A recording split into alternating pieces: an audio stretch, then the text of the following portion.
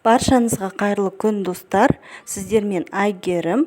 Бүгін мен сіздерге клубника в шоколаде, яғни шоколадты құлпынай жасап көрсететін боламын.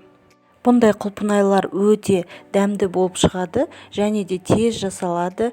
Видеоны соңына дейін қарап, менің каналыма тіркеліп қойыңыздар. Бізге қажет ингредиенттер ол осындай 10-15 штук құлпынай қажет. Печеньяның крошкасы қажет, кокосовый стружка, шоколад және де осындай ағаштан жасалған шпажкалар қажет. Шоколадтың барлық түрін қолдана беруге болады.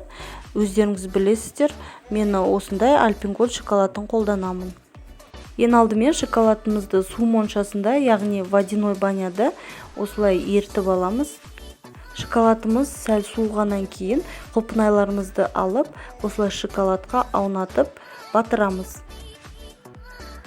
Одан кейін шпажкамызға осылай құлпынайларымызды қыстырып қоямыз.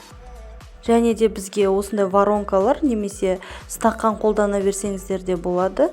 Осылай ішіне салып қоямыз да құлпынайларымызды кептіреміз. Келесі құлпынайларымызды осылай шоколадымызға батырып аламыз да шпажкамызға осылай қыстырып қоямыз. Және де кептіру үшін осылай воронканың ішіне немесе стақан ішіне салып қойсаңыздар болады. Барлық құлпынайларды тура осылай жасап шығамыз.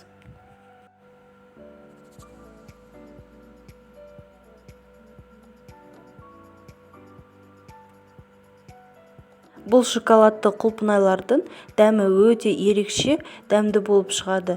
Бір жасап көрсеңіздер, міндетті түрде ғашық боласыздар.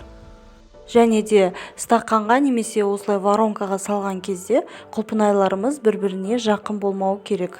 Себебі жабысып қалады.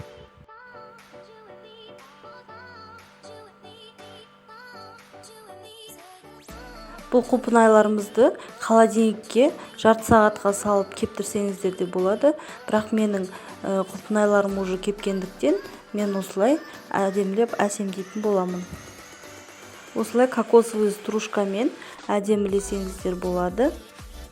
Және де дайын болған құлпынайларды осындай арнайы кекс салатын қағазға осылай салып қоямыз.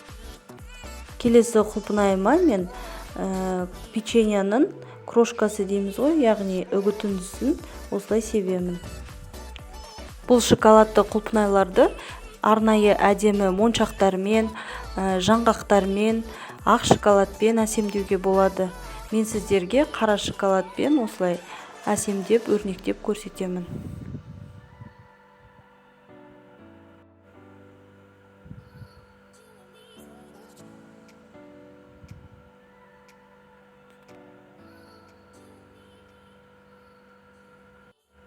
Ақ шоколад немесе қара шоколадты ерітіп алып, осылай арнайы кондитерлік мешочекқа салып, осылай сызып, әдемілеп әсемдесеңіздер де болады.